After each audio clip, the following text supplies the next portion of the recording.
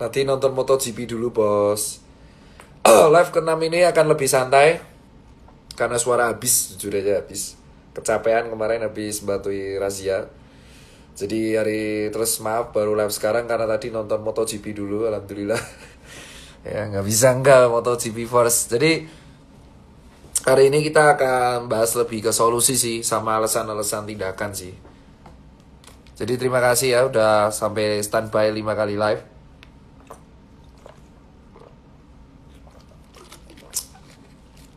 Halo Indra, Pengci.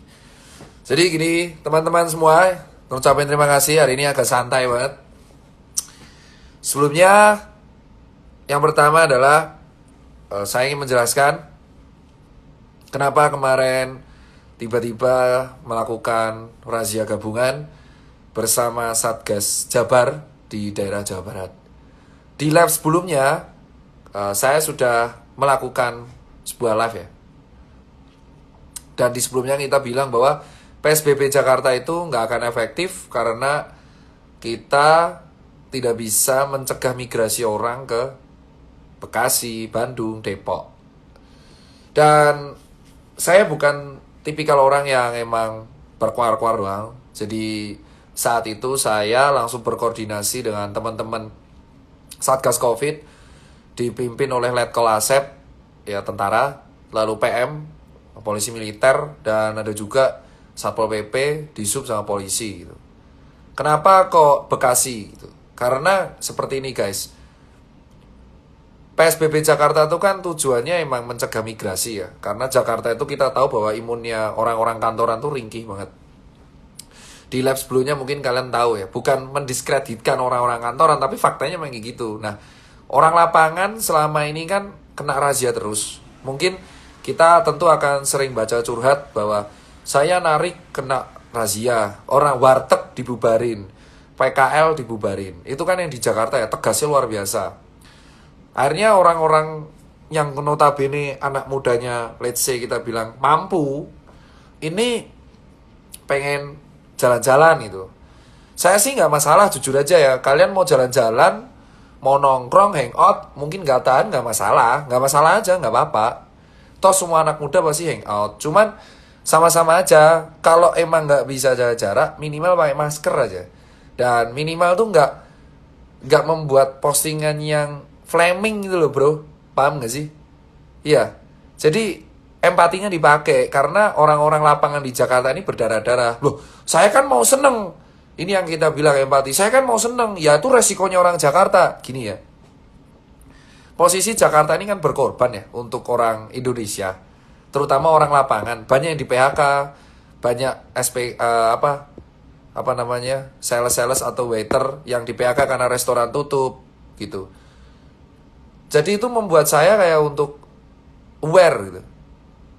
Kalau misal mereka tetap ke Bekasi, Bandung, dan Depok untuk nongkrong nggak sesuai protokol, itu akan memicu yang lain gitu loh. Untuk memicu nggak ketidakadilan. Kenapa gini? Konser aja dilarang mas. Kalau tahu memang kejadian di kafe-kafe dan tempat hiburan di Bandung, Depok, Bekasi ini bisa seperti itu, kenapa kok kita yang lapangan buat skate aja dibubarin?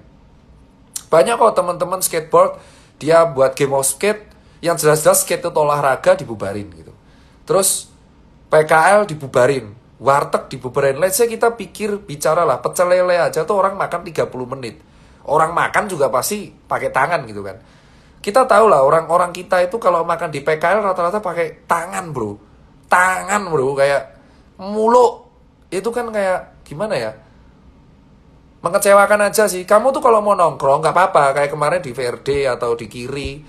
Itu kamu kalau mau nongkrong oke-oke aja. Cuman tetep paling enggak, ini sebenarnya bukan salah pengunjung sih, tapi lebih salah ke ownernya, karena ownernya nggak tahan. Dan sebenarnya ownernya bisa mengedukasi kan, kayak mas maaf ya, satu meja maksimal 3, itu bisa ownernya mengedukasi gitu. Karena kalau misalkan satu tempat hiburan seperti itu akan memicu tempat hiburan yang lain. Nah sementara di lapangan PKL sama warteg tuh nggak bisa ngapa-ngapain. Paham nggak? Bukan, ini kan kayak kesenjangan ya, PKL sama warteg disikat karena mereka nggak punya backing. Saya tahu kok hampir semua tempat hiburan yang di Bandung itu punya backing pasti.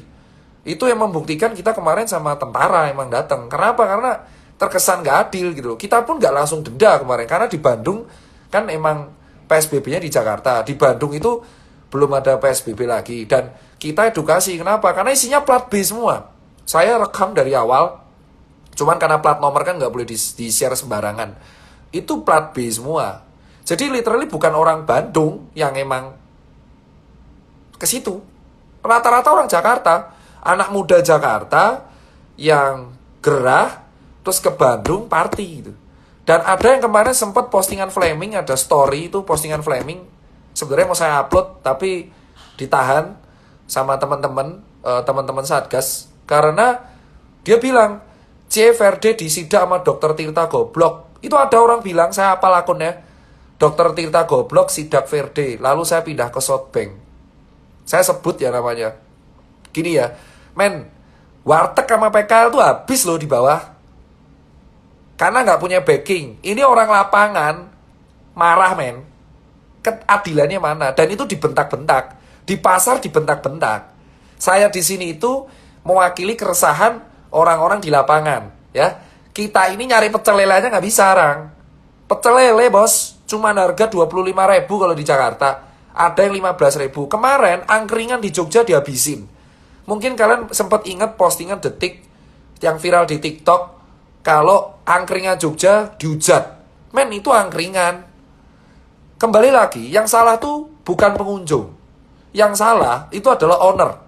Owner ini, pemilik tempat di Buranda Cafe itu harusnya ada peraturannya. Emang kamu boleh buka, tapi paling enggak ya itu loh kapasitasnya diatur. Kalau semua orang ingin berlomba-lomba, ya nggak akan kelar. Loh, saya kan ada musisi, saya nggak masalah. Saya nggak masalah musisinya. Kamu mau manggung, kamu mau apa, itu kan nggak setiap orang. Cuman sama-sama aja. Kemarin kan wali kota Tegal, siapa salah, maaf, wakil TBRD atau siapalah di Tegal, itu sampai polseknya dicopot, dimutasi. Jadi kalau semua owner tempat hiburan ini nggak tahan, ini akan menyebabkan kesenjangan. Ini posisi di Jakarta kan berdarah-darah, ya sekali lagi. Terus PKL sama warteg itu dirazia. Sampai sempat kemarin di daerah Jawa Timuran, kafe yang ada kos-kosannya dirazia. Ini orang lapangan berdarah-darah, Mas. Bukan karena wah jaga jarak, bukan. Saya nggak masalah jaga jaraknya. Yang kita masalahin gini loh, ini Jakarta berdarah-darah. Yang dirazia PKL, warteg, restoran, sama apa namanya, pasar. Orang lapangan terus. Terus kemarin kan 2 seminggu yang lalu kita bersuara. Kalau angkringan disikat, PKL disikat, ya mbok tempat hiburan disikat, berani apa enggak? Wah, tim Satgas Covid Bandung Jabar berani. Kita berterima kasih jujur terhadap orang yang memviralkan di TikTok untuk kafe di Bekasi. Itu menjadi barang bukti. Jadi kita tuh pengen keadilan, bos. Kamu kalau mau nongkrong nggak apa-apa. Jujur aja, saya mengatakan belak-belakan ya. Banyak orang kaya di luar saya menengah ke atas yang emang nggak tahan di rumah pengen nongkrong. Ya nggak apa-apa. Cuman tahu diri gitu loh. Kalau emang mejanya itu kapasitas 6, ya jadiin 3 atau 4, terus masker gitu loh. Jangan gelas berbagi. Ya kalau nggak bisa jaga jarak, depet-depet, at least cuci tangan atau masker. Banyak kemarin saya lihat di story, orang nggak ngerokok. Kalau ngerokok, oke lah bisa ngeles. Saya ngerokok nggak pakai masker. Ya tapi itu nggak ngerokok, tapi pakai masker. Nggak pakai masker. Kamu tahu nggak, sudah ada klaster tempat hiburan gitu. Kita pengen keadilan. Kita orang lapangan pengen keadilan. Kalau ojek online nggak bisa makan, terus kita juga ini paling nggak solidaritasnya. Ini orang PKL sama warteg dibubarin dengan kasar. Warteg itu kalau dibubarin sama pasar dibentak-bentak, bos. Woi, maskernya woi. Itu kayak ini saya nggak bahas daerah lain dulu ya. Kita bahas barat. Kalau daerah Surabaya, Cangkruk kebijakannya beda. Mereka kafe rame itu dites massal, nggak dibubarin. Kita sih nggak akan bubarin. Kemarin jujur ya, dari Verde sama Kiri itu nggak ada yang bubarin, pure edukasi, tapi ownernya ditegur. Kembali lagi, ini bukan salah pengunjung. Pengunjung datang karena ada kafe yang buka. Kafe yang buka yang melanggar itu karena owner. Jadi sebenarnya tergantung ownernya nih. Ownernya memahami apa enggak. Kalau kamu PKL, kamu akan kena, digiring bro, gerobak diangkat. Sumpah, ini bukan perkara pengunjungnya. Saya bilang, ini salah ownernya. Ownernya kan dengan jelas dapat peraturan pasti ya. Inpres yang diturunkan menjadi peraturan gubernur. Yang diturunkan menjadi peraturan daerah. Yang pasti saya yakin, dia akan baca. Emang kapasitas 50%, yang penting masker aja. Dan cuci tangan, at least kayak gitu. Dan dipatuhi lah. Sampai jam 12 malam. Sama-sama aja. Soalnya kalau kita bukan corona keluar malam, tapi sama-sama enak aja, bos. Gitu loh. Ya, sama-sama enak aja. Dan kemarin saya razia tuh bersama polisi militer dan tentara, jujur. Itu teman-teman saya semua. Emang kita gerak senyap. Jadi tahu-tahu brak, gredek. Tadi sore kita keliling ke kafe kopi, coffee shop di Bandung gitu. Kenapa kita nyasar Bandung, Bekasi, Depok? Depok tadi ada tim yang bergerak ke Margo City Mall dan coffee shop di Margonda. Jadi netizen lapor apa, itu saya gerak. Saya bergerak berdasarkan laporan netizen, jujur. Netizen lapor apa di komen, Dok, Margonda. Oke, lapor. Margonda ada area gas. Nah, foto aman, sidak, TNI sama Pol PP sama Satgas Covid gerak. Tapi nggak akan denda dulu, pasti dikasih surat ownernya. Karena kita pengen keadilan, bro. Di lapangan ini keras banget, bro, untuk pembubarannya. Kalau misalkan kita bergemik ekonomi dan owner-ownernya ini kan saya jujur kaya raya ya. Owner-owner cafe ini kan masih mampu ya. Dan yang datang mobil semua kok. Kemarin yang ke Verdi sama Kiri rata-rata kebanyakan mobil kok. Dan ya karena kamu kan kaya ya, menengah ke atas ya. Namanya menengah ke atas pasti lebih, gimana ya, lebih ngerti lah untuk medsos ya, edukasi gitu loh. Jadi, Mbok ngerti nih kalangan bawah panas loh men. Ya. Ini kalangan bawah panas bro, posisi bro. Pengen keadilan bro. Jangan hanya kalangan bawah yang dibubarin aja bro. Gitu. Itu maksudnya. Makanya kemarin kita sama tim, itu ada saya dan tim gabungan, itu nyasarnya Bekasi, Depok, Bandung. Dan itu sampai 2 minggu ke depan, kita emang akan nyasar Bandung, Bekasi, Depok. Tapi tim senyap, gak akan woro-woro tiba-tiba tim kami hadir.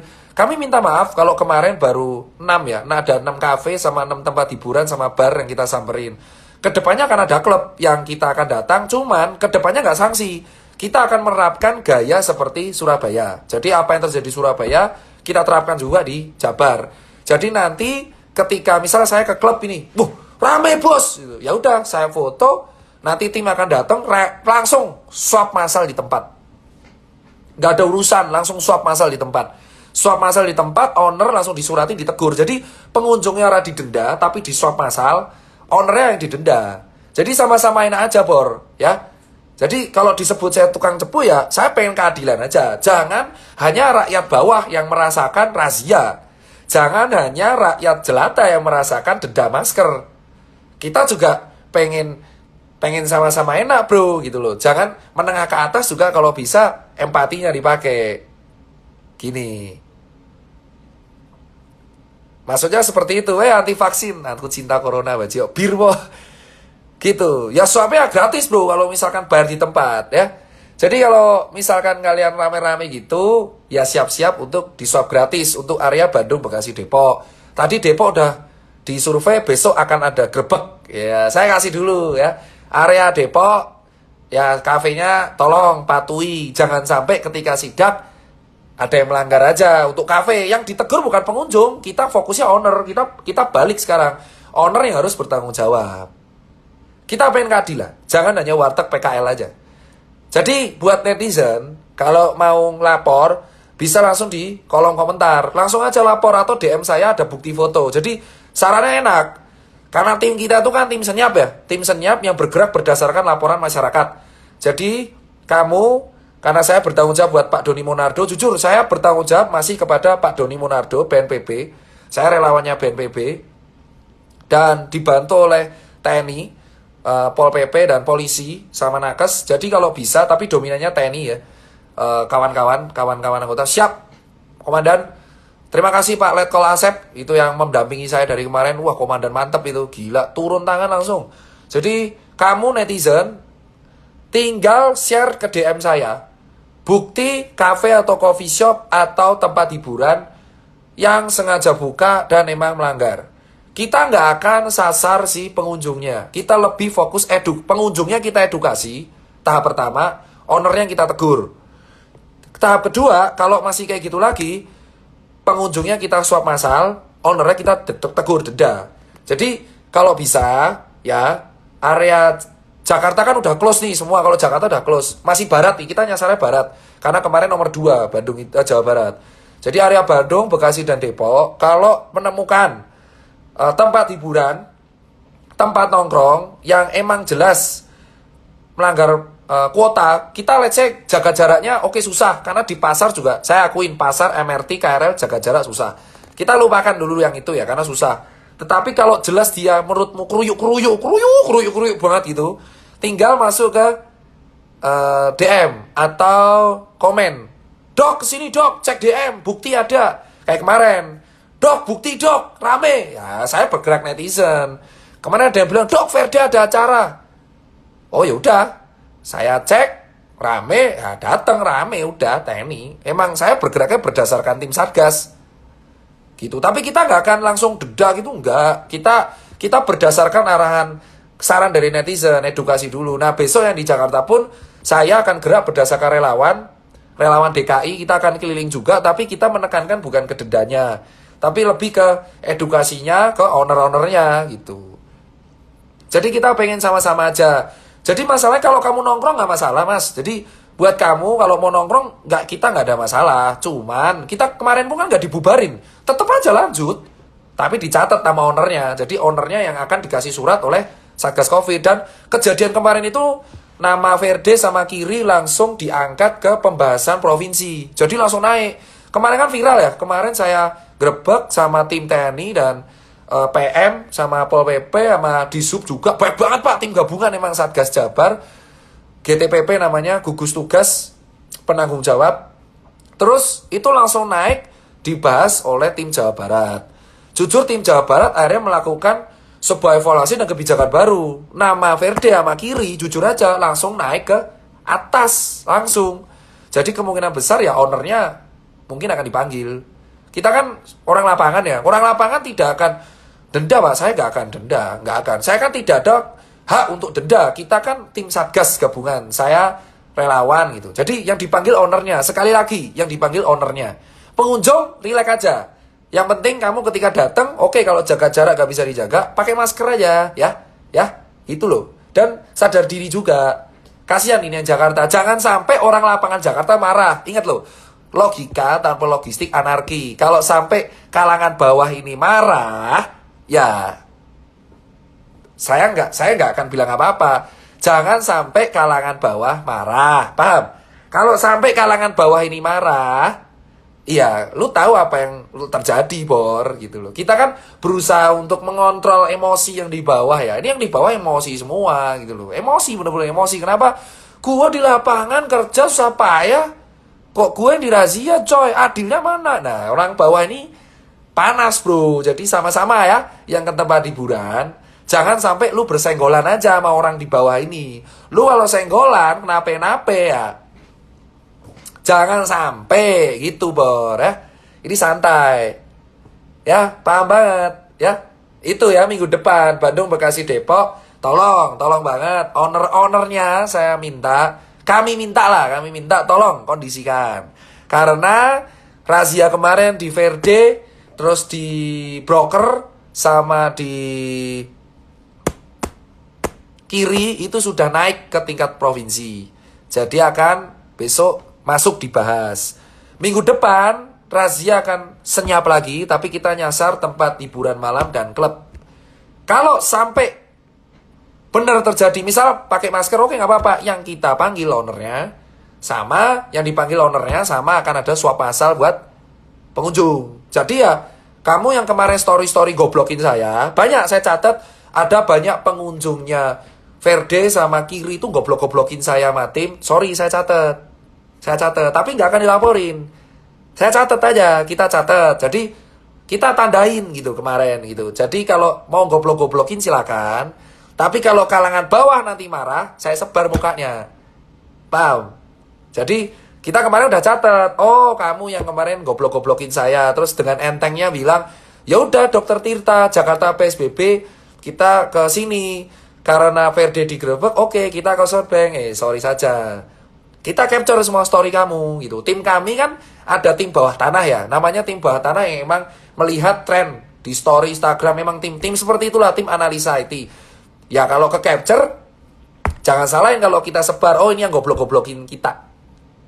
Langsung, biar netizen bawah aja yang menghakimi. Gitu.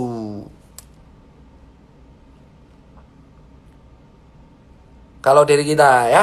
Jadi buat netizen, kita akan buat laporkan tempat hiburan yang emang masih bandel. Langsung di komen atau di DM. Gak apa-apa.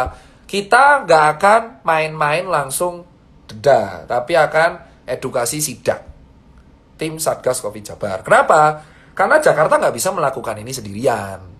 Kamu mau nongkrong gak apa-apa. Once again, mau nongkrong gak apa-apa. Cuman kalau kapasitasnya emang 300, harusnya sang owner juga membatasi. Mas sorry, jadi ini tugasnya owner, bukan tugas pengunjung. Mas sorry penuh, gitu aja ya. Itu yang pertama. Jadi jangan sampai gerakan bawah tanah ini marah ya. Kalau sampai kalangan bawah tanah ini marah, grassroots marah, wah. Aduh, repot pas ngaturnya ya. Bisa anarki nanti. Nah, yang kedua adalah saya mengkritisi postingan di Telur yang kemarin kalau nggak salah ada jenazah cewek yang dimandikan cowok. Jujur aja saya tidak tahu kasusnya dan saya tidak berkompeten komen di situ. Cuman setahu saya harusnya nggak bisa, nggak boleh. Jadi tolong diaudit. Jadi saya minta kalau bisa karena kasusnya itu naik, yang Telur, kasusnya naik ya yang di Telur itu, tolong buat kawan-kawan yang emang mengerti di daerah itu tolong diaudit. Kalau bisa yang mandiin cewek ya cewek gitu loh. Atau perawat cewek atau emang relawan cewek gitu. Jangan sampai hal-hal sepele ya. Hal-hal sepele ya. Cewek kelamin itu kan sebenarnya sepele tapi tidak sesuai agama. Jadi kalau bisa, kita kan negara timur ya. Negara yang masih memegang adat dan agama. Saya sarankan kalau bisa untuk mencegah kegaduhan, ya jangan sampai hal itu terulang. Kalau bisa diaudit, kok bisa jenazah cewek dimandiin sama cowok? Itu adalah saran. Harusnya kalau saya bilang pihak-pihak yang terkait jangan baper dulu. Apa yang disampaikan oleh Telur saya setuju. Itu adalah bentuk kritik. Kok bisa? Kita kan rakyat bertanya ya, freedom of speech. Kok bisa jenazah cewek dimandikan cowok? Ini logikanya di mana? Itu kan langsung viral kemana-mana. Jadi jangan sampai hal-hal seperti itu malah mendiskreditkan penegakan. Karena itu akan menjadi pembicaraan di banyak hal. Itu kan cewek bisa dimandiin cewek. Pakai APD pun bisa. Kalau sampai cewek dimandiin cowok ya, wah kurang anggota mas. Ya mending suruh anggota keluarganya aja kalau saya bilang. Gitu loh. Jadi kurang anggota mas ya. Jangan sampai jenazah cewek dimandiin cowok. Gitu bos. Itu gimana ya, kayak nggak etis gitu loh bos. Itu kalau dilihat kayak piye sih gitu loh bos. Jadi kayak nggak enak ya. Itu jangan, kalau saran saya pihak-pihak yang terkait jangan ngelaporin orang ini pakai UU ITE. Karena orang ini kan ngeritik ya. Bos saya ingin bertanya, ibaratnya warga itu bertanya, hak bertanya, freedom of speech pasal 28 ya, UUD 1945 pasal 28. Dia bertanya, mas saya warga melihat jenazah cewek dimandiin cowok, itu bener nggak? Nah harusnya sebagai petugas jawab, kalau bener itu gimana? Loh kok bisa? Kenapa nggak cewek yang mandiin? Itu diaudit. Sama kemarin audit mortalitas kematian, ini juga diaudit. Kok bisa ada kesalahan SOP? Warga dan rakyat itu tugasnya mengkontrol. Itu kan demokrasi dari, oleh, dan untuk rakyat. Jadi menurut saya postingan Telur itu bagus untuk yang mengetahui itu. Itu berarti ada kesalahan SOP. Kalaupun SOP-nya kayak gitu, jelaskan, klarifikasilah. Nggak akan ada yang dihujat atau enggak. Tapi kalau didiamkan akan menjadi prasangka buruk. Gitu ya. Itu yang saya bilang nomor 2. Terus nomor 3. Jadi nomor 3 ini saya bilang menyarankan. Ini menyarankan sih sebagai relawan untuk kawan-kawan penguasa atau pejabat lah, kepala daerah. Kalau warganya ngeritik, jangan dikit-dikit UU ITE. Ya. Jangan yang UU ITE. Sabar, yang seru pelan-pelan dulu mas. Ini kan saya suaranya habis, jadi pelan-pelan dulu. Dan capek mas. Mas, razia banyak tempat tuh capek mas, jujur. Ini baru recover kan. Jadi saya bilang, Kalau bisa, pejabat-pejabat, kalau dikritik, jangan dikit-dikit UU ITE. Kekuasaan itu amanah. Ya, kekuasaan itu adalah amanah yang dipegang dan didapat dari rakyat. Jangan karena warga kritik, kamu tersinggung, kamu tuntut pakai UU ITE. Tersinggung itu kan relatif ya. Baper itu relatif. Kayak, misal kayak gini, Tirta, kamu sipit, tersinggung saya pakai UU SARA. Ya kan, maksudnya gini loh bro, kayak kalau semua orang dituntut karena UU ITE, penjara penuh pak. Penjara penuh bukan karena krim pembunuhan, penculikan, korupsi, tapi penjara penuh karena UU ITE. Kan lucu pak. Maksudnya penjara kan ditanggung negara ya, yang nanggung negara, yang nanggung napi-napi itu kan uang rakyat juga ya. Maksudnya penjara itu kan ditanggung oleh negara anggarannya. Terus yang ngurus juga uang rakyat. Kalau misalkan penjara penuh karena pelaporan UU ITE, itu agak gimana gitu loh. Maksudnya sebagai penguasa atau pejabat ya udah resiko dikritik. Jangan dikit-dikit ketika dikritik, saya nggak setuju. Itu kan klarifikasi, mencemarkan nama baik. Bos, kalangan bawah, ini kalau bersatu serem lu. Ya, ini ya, kalangan bawah, ini kalau bersatu serem pak, sumpah. Kita contoh Jering ya. Jering kan kritiknya bagus. Cuman karena dia blunder ngatain kacau. Kalau saya secara pribadi nggak tersinggung. Tapi senior saya tersinggung. Nah, ini kan menjadi contoh. Kalau penjara penuh, karena orang-orang tersinggungan, lucu pak. Masa, Tirta kamu di penjara kenapa? Ada orang tersinggung sama saya pak, pakai UU ITE kayak. Masa penjara penuh sama orang karena UU ITE gitu loh. Logisnya gimana gitu loh. Saya cuma bilang sekali lagi buat para pejabat. Kalangan bawah ini mungkin nggak punya backing. Kamu harus tahu filosofi semut. Semut ini kecil, dipites saya remuk. Tapi semut kita kayak bersatu, rebur pak ya. Jadi jangan sampai kalangan bawah, grassroots ini marah. Karena dikit-dikit kritik UU ITE. Dikit-dikit ITE. Dikit-dikit tersinggung. Lah kalian tuh pejabat, dipilih dari rakyat. Dikritik ya wajar, diviralin wajar, udah resiko. Udah resiko diviralkan itu. Jadi gak usah dikit-dikit baperan. Kayak saya tiap hari dianjing-anjingin, dokter anjing lu, Tirta dokter anjing. Saya biasa aja sekarang. Karena itu kan freedom of speech, saya menghargai. Tergantung kita mau emosi apa enggak. Kalau nggak mau emosi, ya udah nggak usah didengerin gitu loh. Yang baik diterima. Kalau kamu dikit-dikit tersinggungan karena kamu punya kekuasaan, ya artinya kamu belum bisa megang amanah pak. UU ITE itu sebenarnya harus diperjelas. Kayak contoh kalau mainnya SARA, oke lah kena. Kayak contoh main agama, ras, suku, sama ras lah. Diskriminasi, oke itu kena, boleh. Tapi kalau cuman karena tersinggung, karena dikata-katain tuh kayak, masa penjara penuh karena, kamu di penjara karena apa? Ngatain cebol kayak gimana gitu loh mas ya. Jadi ini terjadi kemarin. Banyak kawan-kawan kita itu ngeritik penanganan COVID. Tapi ancamannya malah pak, di relawan lapangan tuh kayak gitu. Kita kalau dikit-dikit viralin, itu malah kita bisa dituntut balik. Itu alasan banyak orang-orang diam. Itu fakta di lapangan. Saya ngomongnya santai ya. Saya ngomong santai banget. Jadi kenapa kok relawan di lapangan itu jarang mau bersuara atau viral-viralan?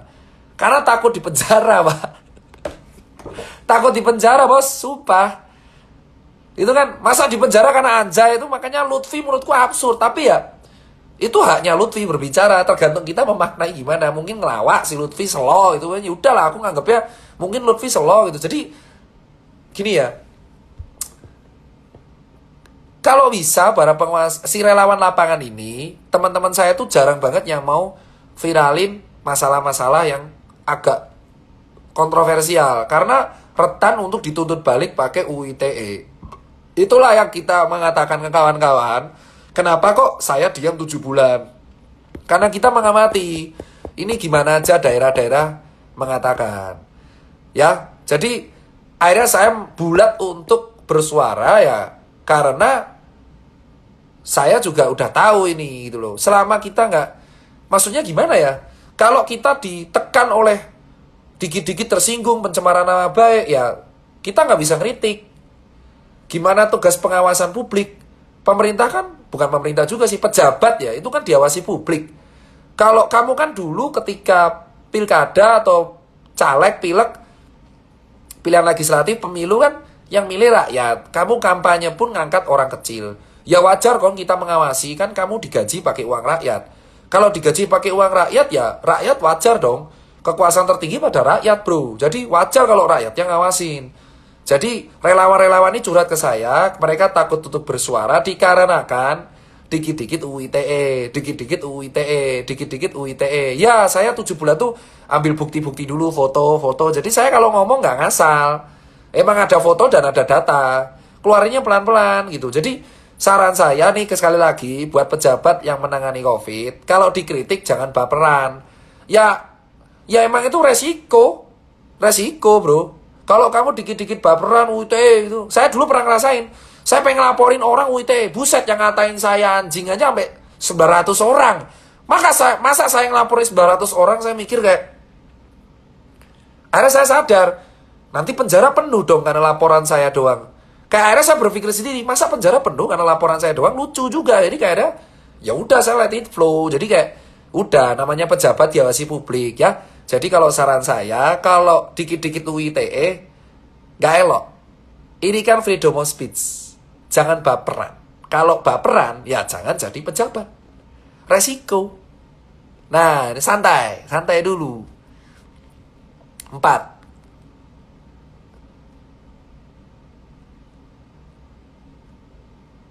Haus.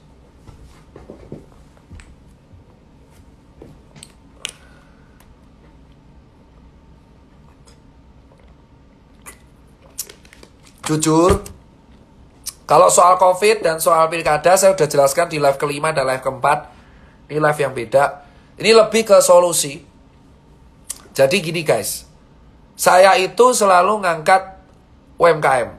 Kenapa? Jadi gini, UMKM ini salah satu ekonomi pembangun bangsa.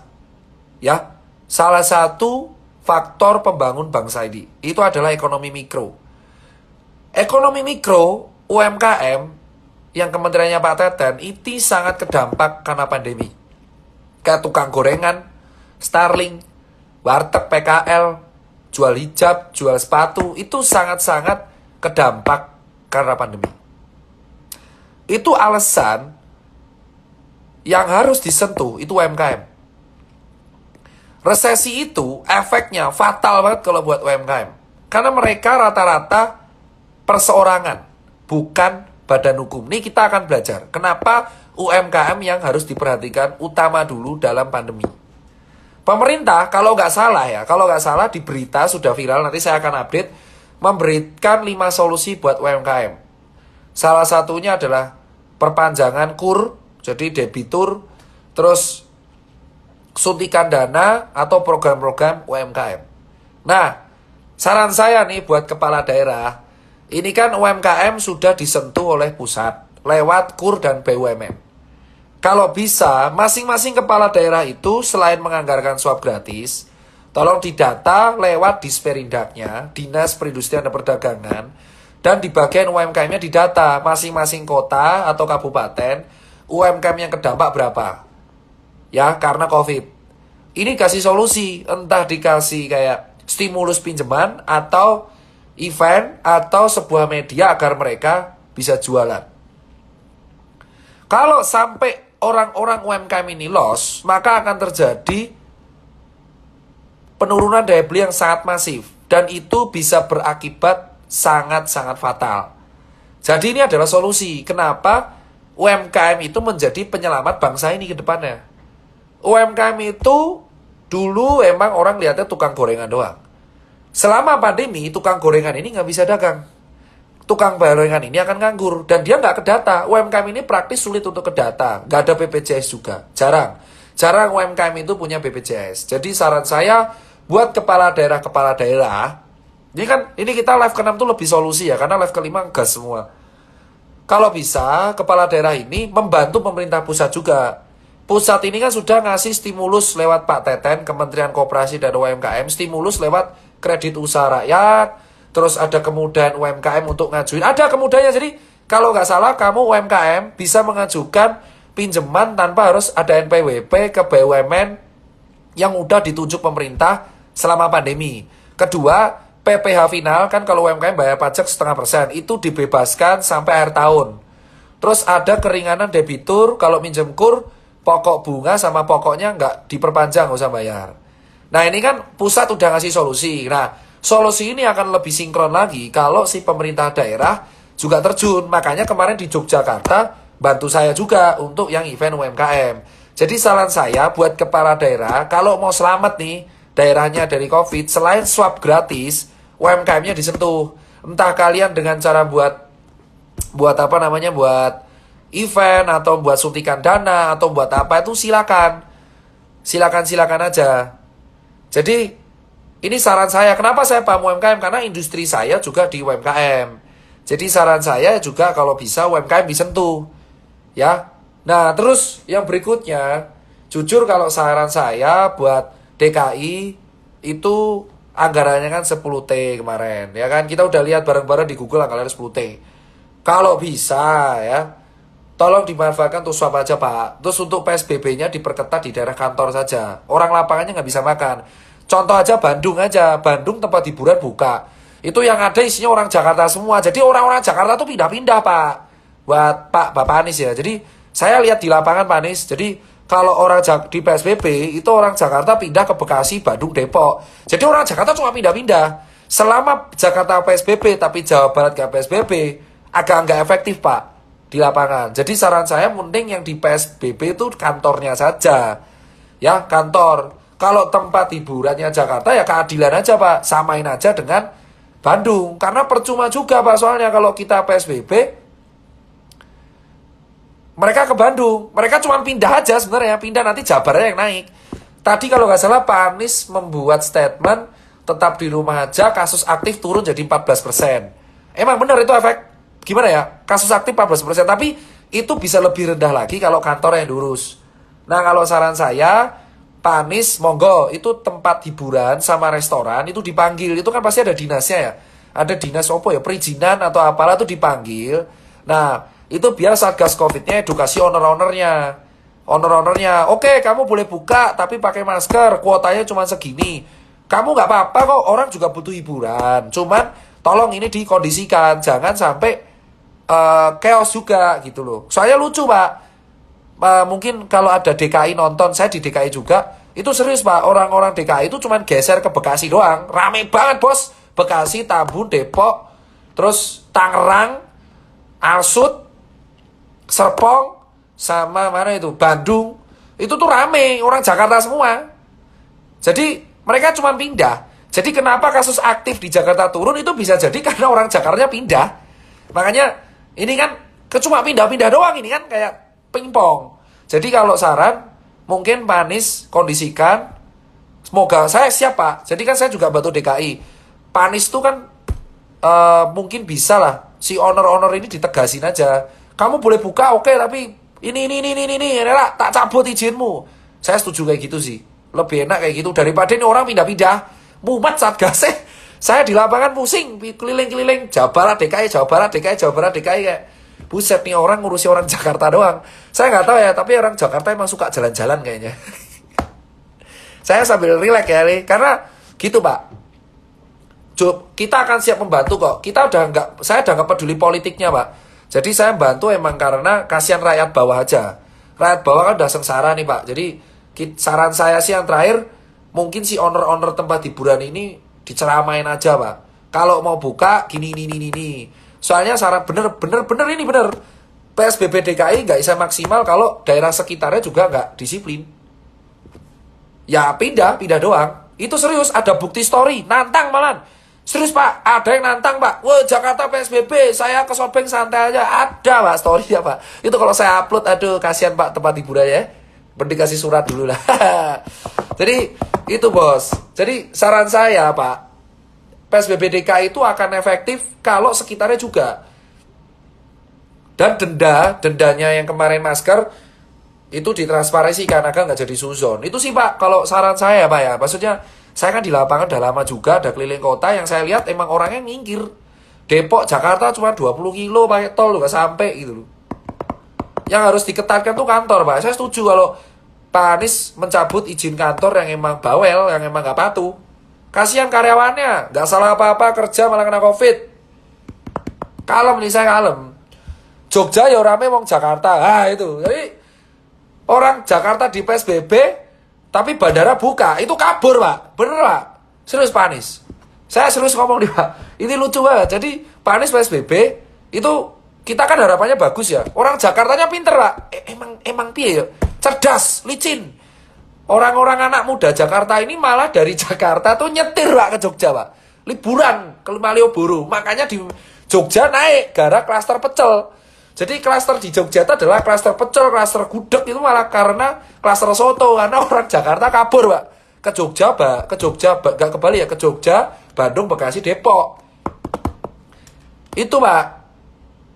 Tugasnya gugus tugas COVID yang koordinasi Jabodetabek. Lah ya emang, tapi kan kepala daerah nih, yang emang dipercayakan kepala daerah ya. Gugus tugas kan pelaksana. Jadi saya bilang, gugus tugas itu pelaksana. Pelaksana yang emang tahu lapangan, kita ngasih rekomendasi ke kepala daerah. Jadi kalau evaluasi saya sih yang di lapangan, saran sih mending yang di PSBB itu kantor sama transport umum. Nah kalau warung-warungnya ini diedukasi aja. Misalkan area di Jakarta Utara, edukasi di kantor balai kota. Satu-satu dipanggil surat per 10. Atau kita samperin aja satu-satu. Siap Pak relawan, siap kok nyamperin satu-satu tempat. Owner-ownernya ketika tutup ini kita edukasi, protokolnya kita siapin. Sama-samain aja. Kamu cari duit aman, kita juga ngontrol enak, kan ekonomi sama kesehatan berbarengan. Itu sih kalau saran Pak, gitu. Sama kalau mau swab terapi, swab massal Pak. Jadi contoh Pak Anies, saran aja sih diskusi sama DKI ya. Saya diskusi nih saya juga diskusi sama DKI, cuman ini buat teman-teman netizen.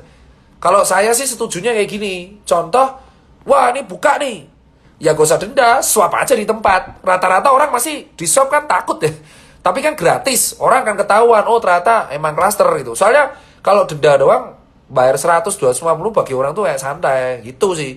Saya hormat terus kok, sama saya tuh merah putih. Cuman saran saya itu Pak, kalem. Karena di lapangan pindah semua. Rakyat-rakyat anak muda yang culture ini pindah Pak. Serius Pak, pindah. Mumet Pak, ini di Bandung isinya plat B. Nah, kan saya dari tadi tuh di base camp ini, ya. Gak ada yang tahu saya di mana ini. Kasihan. Cluster, nah terus habis itu masker SNI. ini saya kritisi yang bareng ya. Ini kemarin lebih ke solusi. Masker SNI. Mau sehat susah ya di Indonesia tuh. Saya heran jujur maksudnya. Mau sehat kok diberebet. Sudah Pak Anies sudah. Kan saya di DKI.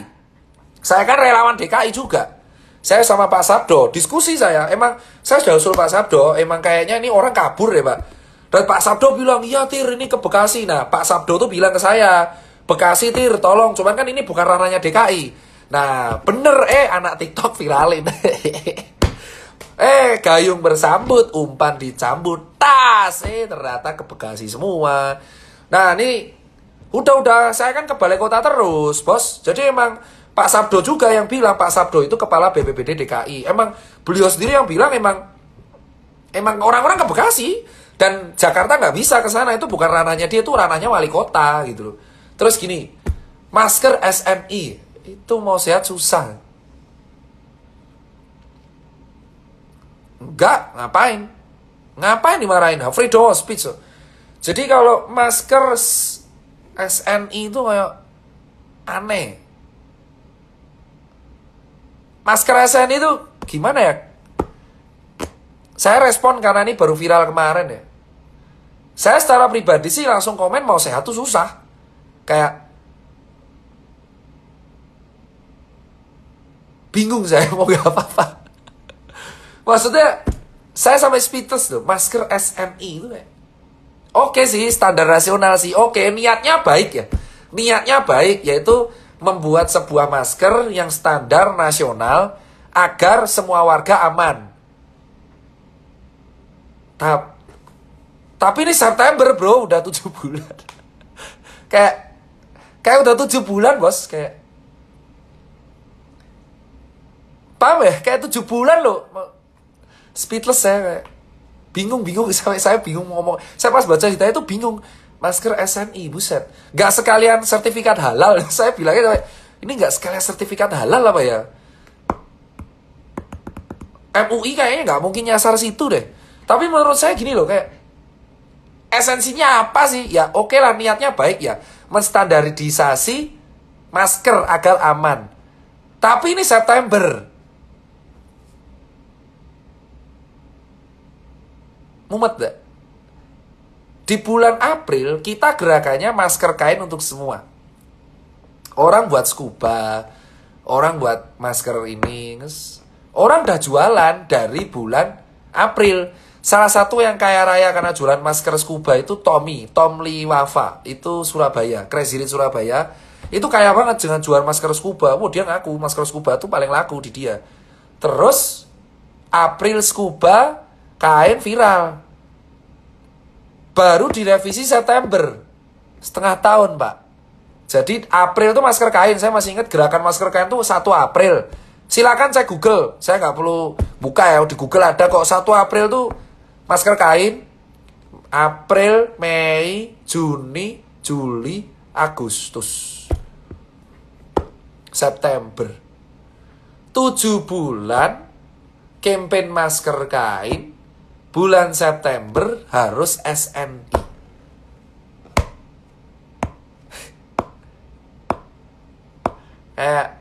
Telat kan? Ya emang telat. Kayak esensinya gimana ya? Aku nggak tahu sih. Kemenkes tuh ada pertimbangan apa? Aku tuh sampai bingung mau komen apa, Pak. Serius ya, saya tuh kalau udah bingung komen tuh diem ya. Kayak mikir SNI. Itu kayak helm loh. Nih botol SNI. Nanti ada kayak gini ya. Nuh, SNI. Jadi masker mah ada tulisan nanti SNI. Bentar. Aku cari masker ya. Bentar. Mana nih masker gue? Oh, tak buang. Iya, ini ada tulisan SNI. Garpu ada SNI ya. Gak ada. Ini ada tulisannya SNI. Aku tuh sampai fase pas baca berita itu ya, warga gini ya, mungkin ini buat Kemenkes, kalian buat kebijakan oke lah, ada pertimbangan bahwa semua masker tuh keren, harus distandarisasi. Cuman gini masalahnya, warga bawah ini udah muak ya. Mungkin nakes udah tahu ya, kalau nakes dan dokter tuh udah tahu kebijakan berubah-ubah tuh kita udah hafal mati, dan kita yang disemprot. Nakes sama teman-teman saya nakes dan relawan tuh kayak udah katam lah, kayak berubah lagi. Kita udah katam, dibenci rakyat tapi disukai rakyat juga, kayak aduh udah ada apalah. Cuman ini yang kasihan rakyat bawah, mereka kan belum terbiasa kebijakan berubah-ubah yang dinamis gitu kan. Dinamis, berubah-ubah, dinamis sama menca-menca itu beda tipis ya.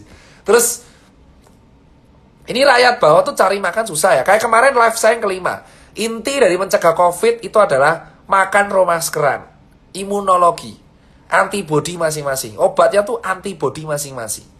Terus orang udah bingung mau makan, cari duit susah, yang beli jualannya nggak ada, suruh pakai masker SNI. Ruwet, Pak. Jujur. Kecuali nih ide. Kemenkes buat standarisasi masker SNI. Kasih gratis. Mau nggak? Kalau disuruh beli lagi ya jujur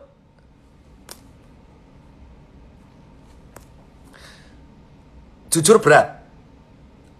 Aku jujur kalau lihat kawanku, Pak, yang nyari 20.000 rupiah per hari aja susah. Kalau disuruh beli lagi, jujur banyak yang keberatan, Pak. Saya bilang serius nih. Saya tadi udah bilang kayak, ini saya mewakili kawan-kawan saya yang curhat di lapangan ya. Kalau warga disuruh beli lagi masker SNI, berat, Pak. Token listrik aja ketar-ketir. Lihat token listrik turun habis aja ketar-ketir. Lihat pulsa habis ketar-ketir. Gak bisa makan ketar-ketir. Ini lihat masker SNI. Warga ini udah gak mau, Pak. Jadi kalau Bapak, Ibu di Kemenkes kebijakan itu mungkin keren ya. Karena akan standarisasi lebih aman. Oke. Tapi Bapak juga lihat penerapan di bawah efektif atau tidak. Karena kebijakan itu akan efektif kalau dilakukan semua kalangan. Warga bawah ini tuh ngeluarin ribuan untuk masker SNI yang ternyata dipakai jam-jaman. Berarti kan belinya nggak bisa satu ya, selusin. Kamu bayangin nggak tukang becak Pak nyari, halo saya tukang becak, masker SNI-nya ada, kayak gila nih orang udah sibuk becak, suruh nyari masker SNI. Aus. Kayak 4 jam. Pakainya cuma 4 jam. Diwaktuin nggak? Saya tanya ke Menkes, emang diwaktuin di sini ya? Kayak masker SNI, tirit 4 jam. Waktu habis, waktu habis, waktu habis. Blar, kayak Tom Cruise, meledos. Ganti lagi, waktu habis. Saya heran ya, aku tuh heran ya, kenapa kok para pejabat kita tuh kalau buat kebijakan keren, niatnya baik. Tapi gak dipikirkan emang semua rakyat bisa beli apa enggak. Kembali lagi Pak, logika tanpa logistrik anarki gitu ya.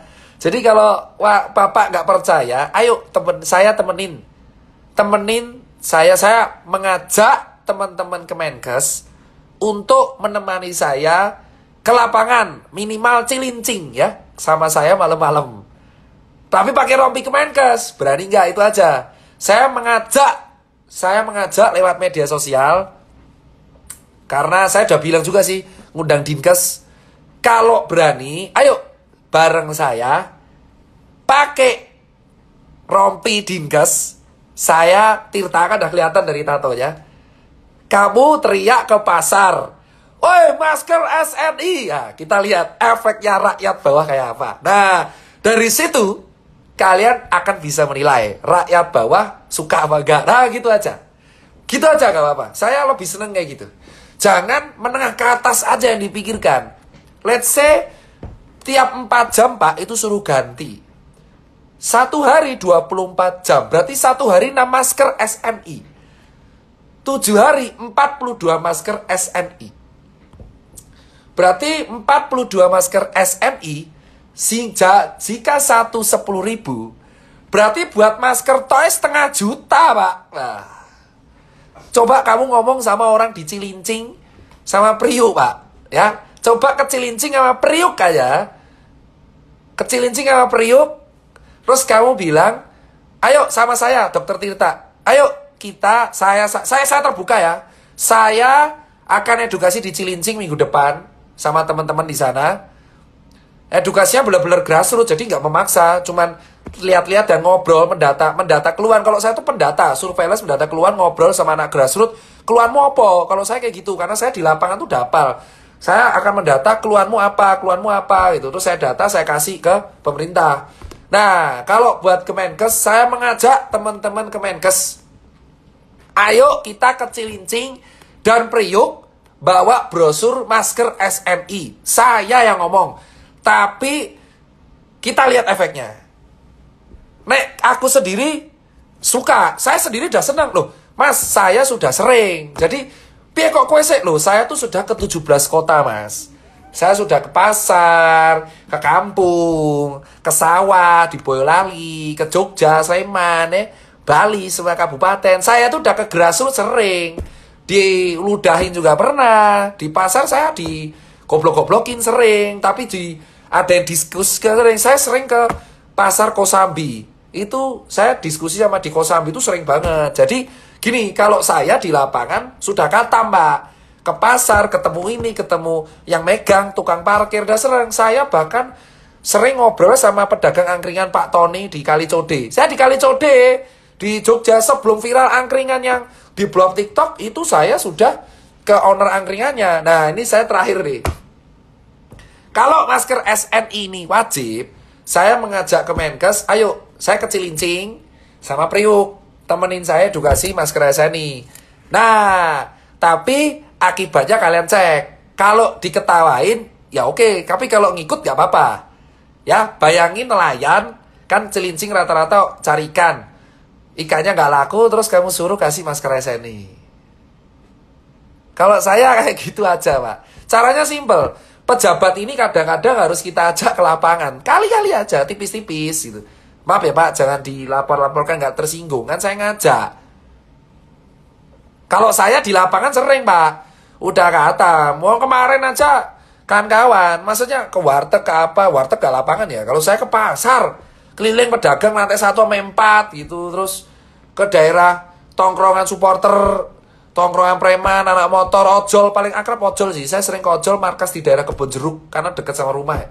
Keliling ke situ Meruya, Cengkareng, terus Rawabuntu, ayo Kabupaten Tangerang, Kabupaten Bogor, Cimahi. Itu kayak wis ngerti, Pak. Wis ngerti lah. Di Makassar saya dimaki-maki orang di jalan karena konspirasi udah hafal ya. Udah wis ngerti lah kalau lapangan kayak apa. Jadi sampai kurus saya ini turun 6 kilo. Jadi kalau saya bilang kadang pejabat-pejabat kita ini tuh harus kali-kali diajak ke lapangan. Jangan pas kampanye doang ke lapangan. Ya.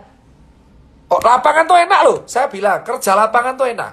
Satu capek, olahraga. Ya, olahraga, jalan kaki kan. Kita bilang untuk mencegah Covid tuh olahraga ya.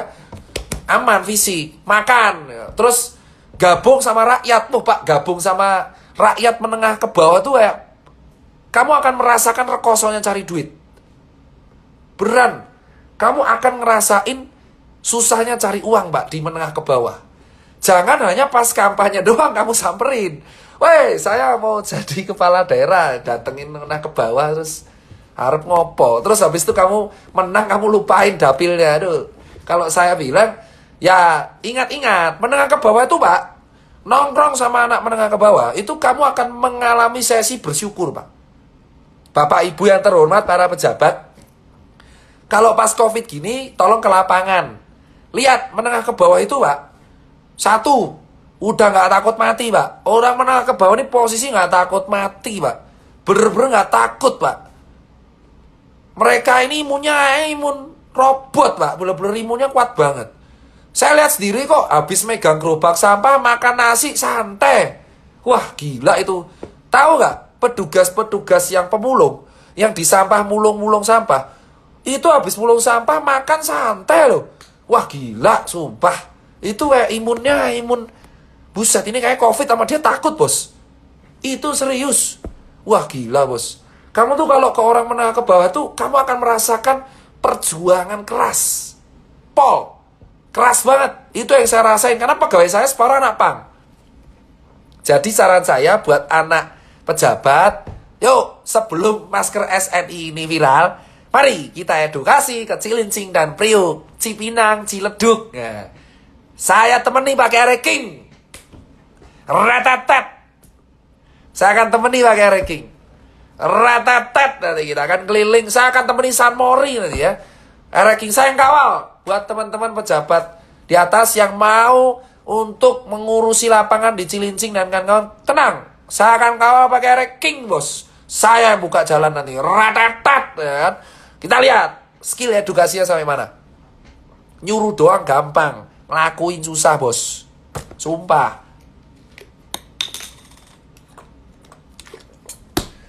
Nyuruh tuh gampang. Emang nih budaya negara itu nyuruh. Itu yang di lapangan. Ini yang terakhir agak ngegas. Jadi budaya di lapangan kita tuh budaya nyuruh, Pak. Budara menyuruh seseorang, oke, pakai. Tapi mereka nggak tahu bertanggung jawabannya gimana. Yang penting nyuruh dulu, evaluasi belakangan. Ya. Nyuruh dulu, yang penting evaluasi belakangan. Nyuruh dulu, evaluasi belakangan. Ratatat, nyuruh dulu. Nah, kami yang di lapangan mumet, disuruh ikhlas, tapi ya sing konkret loh. Nyuruh dulu, serius. Budaya di lapangan kita ini tuh nyuruh dulu, eksekusi nanti, evaluasi nanti, nyuruh dulu pokoknya. Kalau saya Pak, saya mengajak kawan-kawan pejabat, ayo kita di DKI, kita survei bareng minggu depan. Dari Cilincing, Priok, Cipinang, Ciledug, Cipayung, Cijantung. Ayo gas, ratatat kita touring 45 kilo sampai 70 kilo nereking saya. Gas sama Vespa. Nanti kawan-kawan Vespa 2 tak akan mengawal. Jadi nanti kan keren nih, pejabat akan edukasi bareng kawan-kawan anak motor. Jadi anak motor Pak yang ngawal nanti Pak. Yang ratatat, bukan. Nggak usah. Kita relawan banyak Pak, relawan saya banyak. Ada anak motor, anak skate nanti kita akan ngawal. Ratatat, Cilincing, Ciriuk, Cipinang, Cijantung, Cipayung, Ciledug, Cipulir. Wah gas. Pasar Jumat. Wah wis ratatat. Oke edukasi.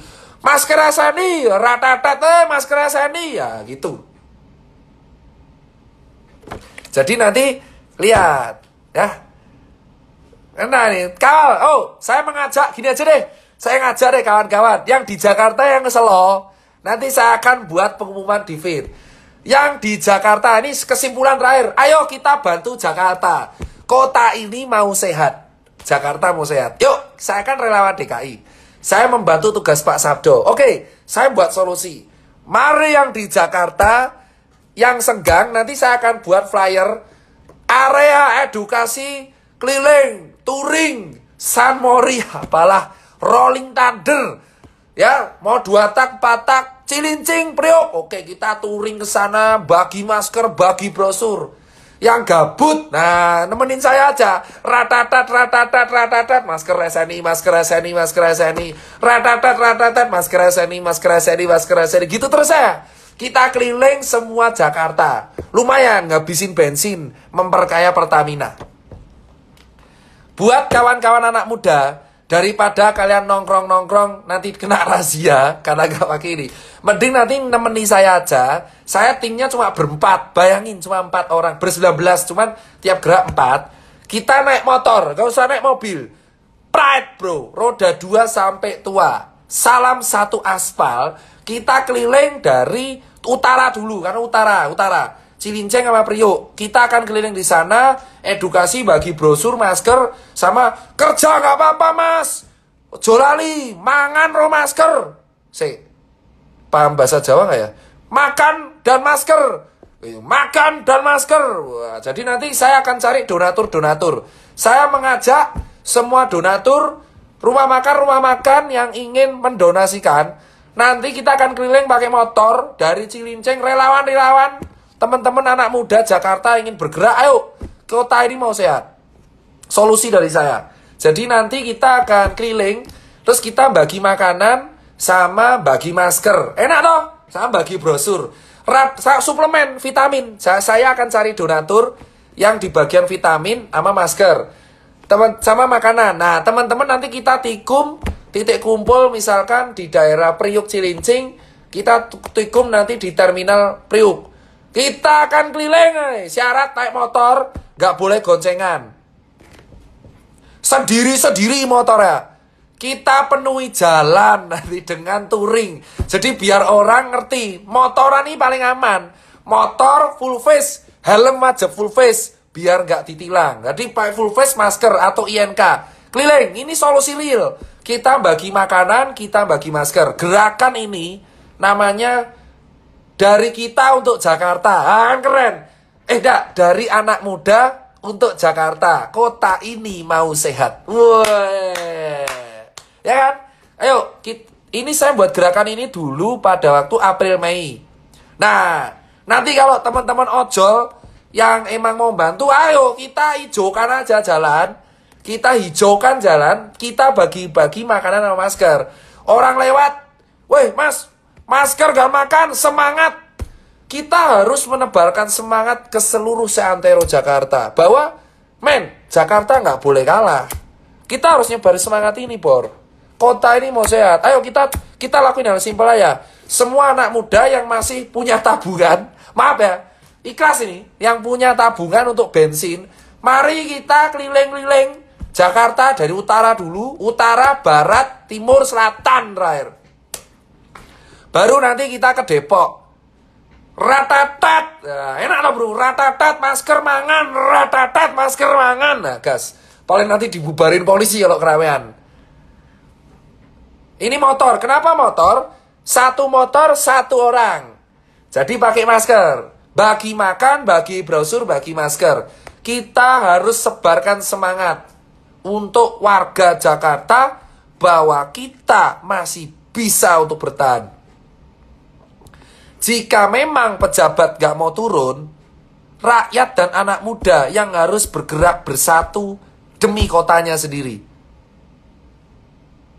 Ratatat, weh, siapa tahu ojol ikut gerakan ini. Weh, ada yang GoFood bro, pecah dulu gak apa-apa, pecah dulu aja gak apa-apa.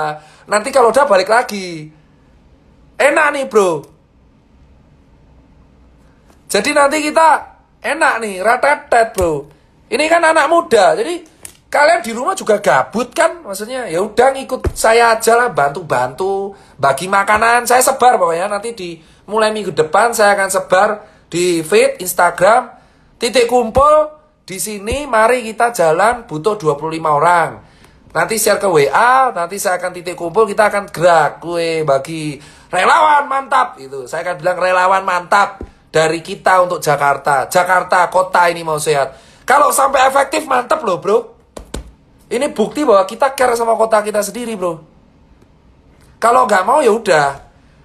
Siapapun yang terbuka. Nanti kalau gerakan ini sukses, kita harus viralkan gerakan ini di kota-kota lain. Kan lu seru bro, kecangkruan. Woi bro, hati-hati di razia, maskeran sih. Nah, kayak info cegatan. Hati-hati mau razia, maskeran. Nah orang kan ngerti, maskeran. Ini kan seru bro. Pas Satpol PP datang, oh patuh. Nah kan enak bro. Woi hati-hati maskeran. Nah itu aja. Kita tahu aja. Hati-hati maskeran. Daripada dirazia maskeran. Nah enak aja, itu aja. Kalau memang pejabat gak satu, rakyatnya yang care. Ber.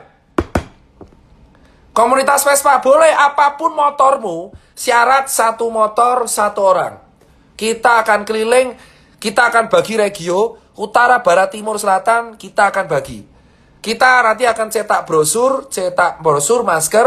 Agenda kita sama Toa intinya adalah ingatkan sekeliling kita, woi masker gomangan, tetap semangat. Itu udah slow, itu kayak anjir gokil. Paling kayak wah mantap bro, bukti solidaritas. Solusi level 6. Ini slide ke-6. Level 6 semua solusi. Ini persatuan anak muda. Saya iseng buat gerakan ini karena gerakan di Jogja berhasil, terus April Mei berhasil. Kita akan buktikan bahwa kita tuh tidak hanya kompak di medsos. Kita harus buktikan kita kompak di dunia nyata. Jakarta, Jogja, Surabaya, ini gerakan harus viral. Bonek bisa kok di Surabaya. Jadi saran saya di Jakarta juga harus bisa, Bor. Bagi makanan, brosur, dan masker. Kota ini mau sehat, ratatat. Satu orang, satu motor, full face. Jadi kita jelas, patuh aturan, mantap, bagi masker. Ya, termasuk nanti Pak Polisi yang bertugas, kita bagi masker. Jadi kalau misal pejabatnya gak mau turun edukasi, ya udah anak mudanya. Kenapa? Kamu betah sekolah online terus di rumah, ayo ikut saya aja. Ikut saya aja, mari kita bergerak. Kita buktikan Jakarta bisa, anak mudanya bisa. Bisa, bos. Kita buktikan bahwa kita, kota ini mau sehat. Kita akan care sama warga kita sendiri. Tenggang rasa. Lupakanlah politik, lupakan individual. Anak mudanya bergerak. Saya akan bawa Toa nanti sebaik-baiknya. Kita tiap lewat, weh yang kafe, hati-hati razia. Gitu aja, gak apa-apa. Hati-hati razia, bos. Weh, maskeran, hati-hati razia. Ingat, nanti gerakan ini saya akan share di feed. Namanya Dari Anak Muda untuk Indonesia. Ini udah bukan kampanye lagi. Bodoh amat saya capres-capresan yang kemarin buat sarkasen satir. Yang penting kita berjuang untuk Indonesia. Anak muda untuk Indonesia. Itu aja live ke-6. Semuanya solusi. Karena saya suara habis. Live ke-7, 8, 9 akan ngegas lagi. Tunggu aja, saya akan bahas apa sih peran influencer. Karena kan kemarin influencer yang diundang ke pemerintah ini sebenarnya fungsinya ngapain sih gitu loh. Saya mau tanya influencer pemerintah tuh mau ngapa gitu, tugasnya ngapain gitu loh.